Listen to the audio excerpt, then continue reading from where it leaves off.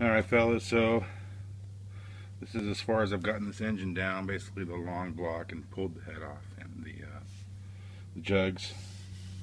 Here's this piston. Doesn't really rock, however this one does. So I'm guessing that is my bearing. Anyways,